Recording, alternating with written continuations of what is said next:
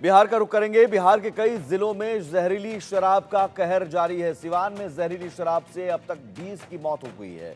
वहीं सारण में भी लगभग 10 लोगों की मौत की खबर है। ये पहली बार नहीं है जब बिहार में जहरीली शराब से लोगों की मौत हुई हो। इससे पहले भी कई बार मौत की खबरें आ चुकी हैं और सिवान और सारण में पहले भी ऐसी घटनाएं हो चुकी हैं। लेकिन बावजूद इसके शराबबंदी लागू है 2016 से ही, और शराबबंदी के बावजूद कैसे जहरीली शराब बिक रही है, जहरीली शराब लोगों को मिल रही है, ये एक बड़ा सवाल। और देखिए कैसे उन घरों में मातम पसरा हुआ है जिन घरों में लोग जो कमाने वाले थे वो शराब का सेवन करने जाते हैं, उन्हें शराब मिल भी जाती है शराबबंदी में, और जहरीली शराब होती है। जहरीली शराब पीने से सिवान में 20 लोगों की मौत हो गई है अब तक, जबकि सारण जिले में 10 लोगों की मौत हो गई है। सवाल यह है कि बिहार में जहरीली शराब से मौत का तांडव कब तक जारी रहेगा।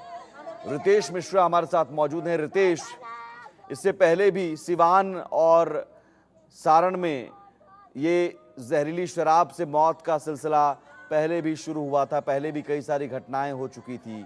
हर बार सरकार कहती है हम कार्रवाई करेंगे शराब माफियाओं पर, लेकिन सवाल है कि जहरीली शराब या फिर कोई भी शराब कैसे बिक रही है, कैसे बिक जाती है, कैसे लोगों को मिल जाती है और लोग पीकर मर जा रहे हैं। अब बिल्कुल देखिए, इसका एक ही जवाब है, जब कैजुअल अप्रोच में सरकार रहेगी, जब कैजुअल अप्रोच में अधिकारी रहेंगे तो इसी तरह से लोगों की मौत का सिलसिला साल दर साल आपके सामने आएंगे। आपने सही जिक्र किया कि छपरा की बात कर लें, सिवान की बात कर लें, गोपालगंज की बात कर लें, प्रत्येक साल यहाँ पर शराब, जहरीली शराब पीने की वजह से लोगों की मौत होती है। सरकार बयानबाजी करती है, फिर आई वॉश के लिए कार्रवाई की जाती है। जो पुलिस प्रशासन है, उत्पाद विभाग है, वो जगता है, वो एक्टिव नजर आता है। लेकिन जैसे ही लोग घटना को भूल जाते हैं, फिर पुलिस विभाग भी सो जाता है, उत्पाद विभाग भी सो जाता है, सरकार भी सो जाती है, और जगता कौन है? शराब माफिया जगा रहता है, क्योंकि शराब के धंधे में मोटी कमाई है, मोटी उगाही है। लिहाजा वो जगह रहता है। जब शराब माफिया जगह रहता है तो फिर लोग सोते हैं, और उसकी वजह होती है जहरीली शराब। आपको मैं याद दिला दूं, 2015 में शराबबंदी जब लागू की गई थी बिहार में, सुमित आपको याद होगा कि उस समय इतना डर था कि अगर कोई रसूखदार शराब पीते हुए पकड़ा जाता था तो कोई पैरवी तक नहीं करता था, सीधे अरेस्ट होता था। करोड़ों रुपए घूस के तौर पर दी जाती थी। और पटना में तो एक घटना भी हुई थी जहां पर पुलिस को करोड़ों रुपए देने की कोशिश की गई, लेकिन इंस्पेक्टर ने इनकार कर दिया और रसूखदार लोगों को सलाखों के पीछे पहुंचाया गया। लोगों के घरों से अगर शराब बरामद होती थी, पूरे घर को सील कर दिया जाता था। लेकिन उसी बिहार में देखिए, जब ड्रोन पर करोड़ों रुपए खर्च किए जाते हैं, पूरे अगर दियारा इलाके की बात करें तो ड्रोन से निगहबानी की जाती है, अत्याधुनिक मोटर बोट तक दिए गए हैं उत्पाद विभाग को कि आप दियारा इलाकों में सर्च ऑपरेशन चलाएं। लेकिन उसके बावजूद क्यों इस तरह से घटनाएं हो रही हैं?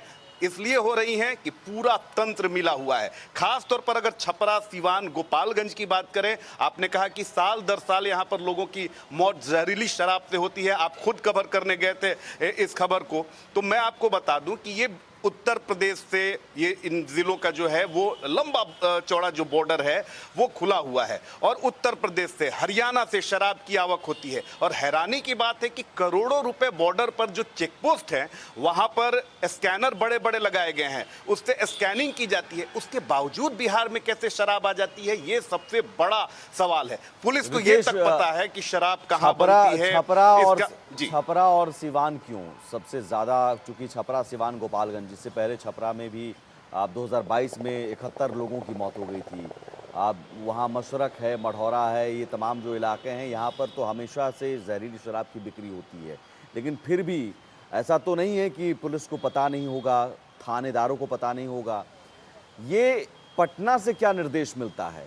क्या पटना से कोई रिएक्शन मिल रहे हैं? इतनी बड़ी घटना हो गई, फिर से उसी इलाके में मौत हुई है और आंकड़े लगातार बढ़ते जा रहे हैं। कितने लोग अभी भी अस्पताल में भर्ती होंगे? पटना से कोई रिएक्शन?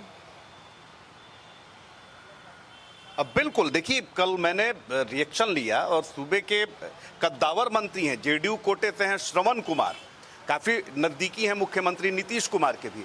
लेकिन कल बड़ा मुझे अजीब लगा कि इतने धीर गंभीर छवि के नेता और उनकी जो बयानबाजी थी, मैंने खुद सवाल पूछा था। उन्होंने कहा कि देखिए कि जब पता है बिहार में कि शराबबंदी है और उसके बावजूद अगर आप शराब पिएंगे तो आप मरेंगे ही। अब बताइए कैजुअल अप्रोच में इतने बड़े नेता और वो इतना असंवेदनशील बयान दे रहे हैं। मैंने पहले ही कहा कि लेकिन सवाल है कि पियोगे तो मरोगे, तो जो बिक्री करने वाला है क्या वो दोषी नहीं है? गुनहगार वो भी है, और सिस्टम अगर उसका साथ दे रहा है तो गुनहगार वो भी है। तो इन मामलों में क्या अधिकारियों पर कार्रवाई नहीं हो सकती है?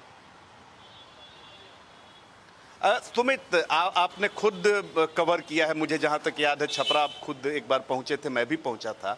आपने कभी सुना है कि बिहार में इंस्पेक्टर रैंक से ऊपर किसी अधिकारी पर शराबबंदी के मामले में कार्रवाई हुई हो? चाहे वो डीएसपी हो, चाहे एसपी रैंक का अधिकारी हो, चाहे वो उत्पाद अधीक्षक हो, चाहे वो एडीजी रैंक का अधिकारी हो, कोई कार्रवाई नहीं होती है। और सभी लोगों को पता है कि जो बंटवारा है शराब के अवैध धंधे में, जो कमाई होती है उसमें सारे लोगों का हिस्सा बटा हुआ है। थाने में थाना प्रभारी का हिस्सा है, चौकीदार का अपना हिस्सा है।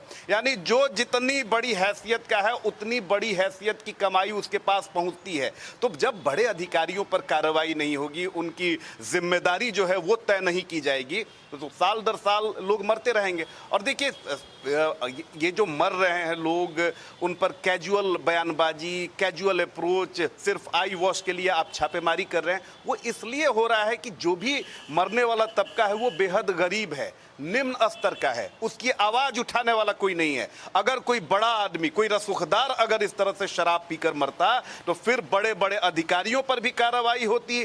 बड़े बड़े जो रसूखदार हैं, जो बड़े बड़े शराब माफिया हैं, वो भी जेल की सलाखों के पीछे जाते। लेकिन मामला गरीब लोगों की मौत से जुड़ा हुआ है, गरीब लोग मर रहे हैं, उनको कोई पूछने वाला नहीं है। जो 500 रुपए बहुत बमुश्किल कमाते हैं एक दिन में, जब ऐसे लोगों की मौत होती है तो फिर उस पर सिर्फ मातम पुरसी की जाती है, उसके अलावा उस पर बयानबाजी की जाती है। लेकिन किसी को भी सीरियसली संवेदनशीलता जो दिखानी चाहिए वो इन गरीब लोगों की मौत पर कोई नहीं दिखाता है। सिर्फ राजनीतिक आरोप प्रत्यारोप होता है, और उसमें सरकार जितनी दोषी है उतना ही दोषी है जो यहाँ का विपक्ष। क्योंकि आप सिर्फ बयानबाजी करते हैं, गरीब लोग हैं जिनके नाम पर आप राजनीति करते हैं, जिनसे आप सबसे ज्यादा वोट पाते हैं, लेकिन जब उसकी मौत होती है तो उस मौत को भी आप तमाशा बनाते हैं, उस पर राजनीति करते हैं, घेरने का काम करते हैं। लेकिन अगर आप संवेदनशील होते तो अब तक जो शराब माफिया है,